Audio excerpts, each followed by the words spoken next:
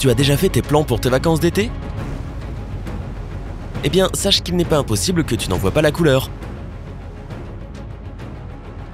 Les rumeurs sur Internet et ailleurs disent que le monde pourrait bien cesser d'exister à tout moment. Et que le super volcan de Yellowstone serait le coupable. Eh bien, cela semble incroyable, mais regardons d'abord de quoi il s'agit. Le parc national de Yellowstone, dans le Wyoming aux États-Unis, est le tout premier parc national du pays. Tu sais peut-être aussi que Yellowstone est situé sur un supervolcan. C'est en partie la raison pour laquelle le parc a d'incroyables geysers et des sources chaudes. Mais en même temps, sous Yellowstone, il y a une énorme chambre remplie de roches liquides chaudes, appelée magma. En 2015, les chercheurs de l'université de l'Utah ont découvert que cette chambre était bien plus grande que l'on ne pensait. Ils sont tombés sur un autre réservoir avec du magma sous le premier. Plus les chambres sont spacieuses, plus elles contiennent de magma. Les deux réservoirs contiennent un globe de magma qui fait 71 km de large, 48 km de long et 19 km de profondeur. En fait, tout ce magma pourrait facilement remplir le Grand Canyon non pas une fois, mais 11 fois. Donc certaines personnes s'inquiètent de voir les chambres de magma repousser le sol vers la surface. Cela provoquerait une surélévation de la Terre d'environ 7,6 cm par an. Selon les estimations des scientifiques, le niveau du sol au-dessus du volcan aurait augmenté d'environ 0,3 mètres entre 2004 et 2011. Alors, est-ce que ça veut dire que quelque chose se trame? Bon, ne panique pas tout de suite. L'observatoire du volcan de Yellowstone prétend que ce processus a soit cessé, soit ralenti en 2015. Et depuis lors, rien de bien excitant ne s'est produit. De plus, les experts disent que le sol qui monte et redescend correspond à la respiration du supervolcan. Il fait cela sans pour autant entrer en éruption. Il faut également savoir que Yellowstone a le statut de volcan actif et son index d'explosivité volcanique est de 8 sur 10. C'est un indice très élevé, certes, mais cela ne veut pas dire que, s'il explose, cela sera un événement apocalyptique.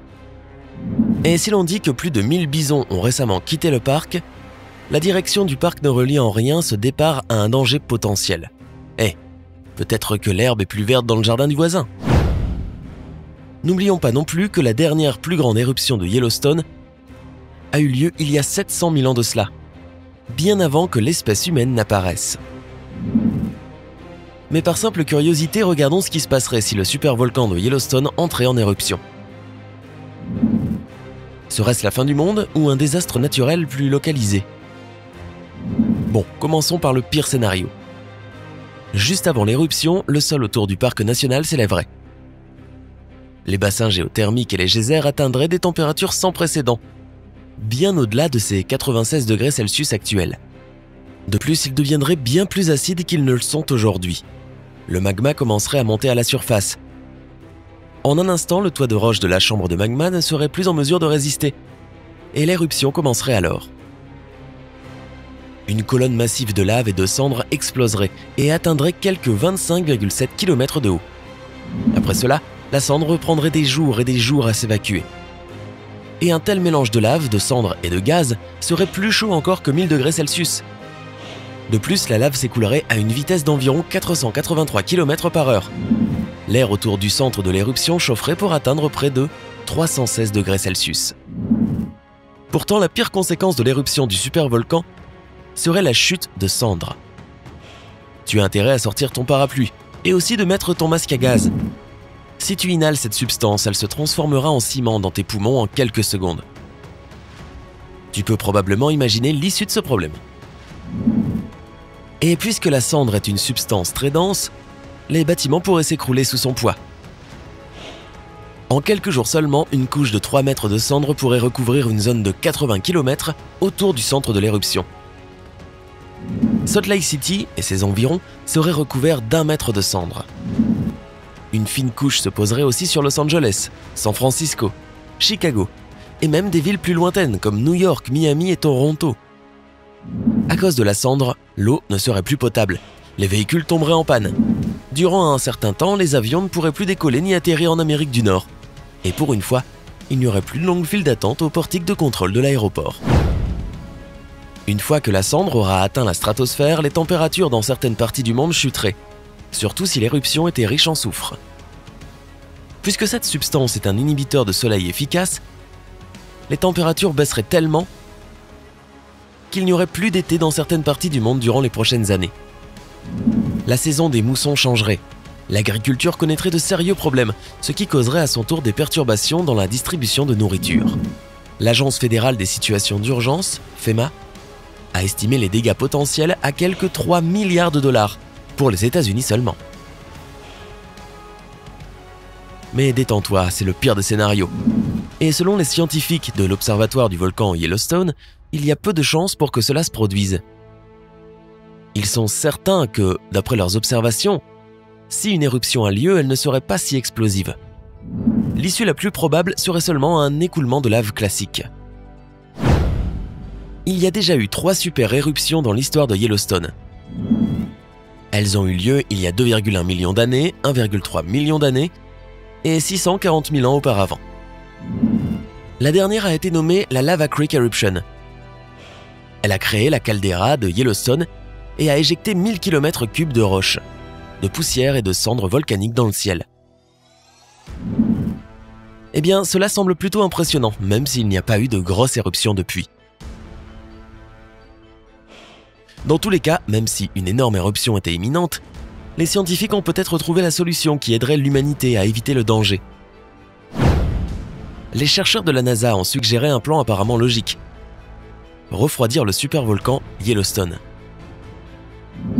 La logique de ce plan réside dans le fait que le volcan n'écoule que 70% de chaleur de ses chambres de magma. Le reste de la chaleur reste à l'intérieur. Dès que la chaleur atteint un seuil, le volcan entre en éruption. C'est pourquoi, s'il est possible d'extraire même 35% de la chaleur du volcan de Yellowstone, l'éruption pourrait être évitée. Le magma devient plus épais et plus collant quand il est plus froid. Une fois qu'il perd sa fluidité, il cessera de tenter de remonter à la surface.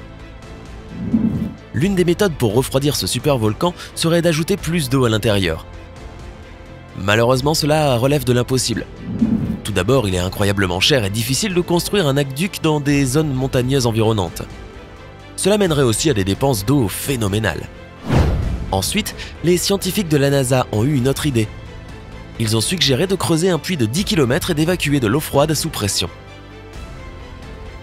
La température de l'eau qui reviendrait serait d'environ 316 degrés Celsius. Ainsi, la chaleur serait graduellement extraite du volcan. Et si une plante géothermique était construite sur ce site, elle pourrait générer du courant électrique. Grâce à la simplicité de sa production, son pouvoir électrique afficherait le prix étonnant de 10 centimes par kWh. Malheureusement, ce plan présente beaucoup d'inconvénients. Tout d'abord, le trou de forage le plus profond de la planète ne fait que 12 192 km de profondeur. Cela semble assez profond, mais ce trou de sonde ne fait que 23 cm de diamètre. Comme tu peux l'imaginer, pour des milliers de kilomètres cubes de magma, ce n'est rien de plus qu'une piqûre d'épingle. Il existe aussi le risque de déclencher l'éruption. Si l'on perce accidentellement la chambre de magma et que l'on essaie de refroidir le volcan à ce stade, cela fragiliserait considérablement la surface de la chambre. Par conséquent, les probabilités d'éruption augmenteraient. En plus de cela, cela provoquerait la libération de gaz toxiques qui s'accumuleraient à la surface du réservoir. Mais ce danger pourrait être évité si les spécialistes commençaient à forer le bas-côté du supervolcan, comme par exemple quelque part aux abords du parc national de Yellowstone. Ainsi, la chaleur ne serait pas capable d'atteindre le haut de la chambre. Cette approche semble bien plus séduisante, jusqu'à ce que l'on se rappelle un petit détail. La durée de ce genre de projet de forage prendrait des milliers d'années. J'entends par là 16 000 ans. Le problème est que par le biais de cette méthode, on ne peut pas refroidir le volcan au-delà d'1 mètre par an. Sans compter que les scientifiques ne sont pas à 100% certains que le volcan restera stable au moins 100 ans après que le projet soit terminé. Et enfin, refroidir le supervolcan Yellowstone coûterait 3,5 milliards de dollars. C'est un prix exorbitant pour un projet aussi controversé. Dans tous les cas, les scientifiques pensent que l'on n'a rien à craindre à propos d'une potentielle éruption. Du moins pas avant des centaines d'années, voire même plus. Selon la Commission géologique des États-Unis, la probabilité annuelle d'une éruption massive est de 1 sur 700 000. Cette probabilité est presque aussi grande que la collision d'un astéroïde avec la Terre. Autre chose à prendre en considération. Il n'y a pas de preuve scientifique que ce genre d'événement arrive un jour. Il est possible que cela n'arrive jamais. Et je suis très heureux de terminer sur cette information. Pas toi? Crois-tu que le supervolcan de Yellowstone entrera en éruption prochainement? Partage ton opinion dans les commentaires ci-dessous. Rappelle-toi de donner un j'aime à cette vidéo, de la partager avec tes amis et de cliquer sur s'abonner pour rester avec nous sur Sympa.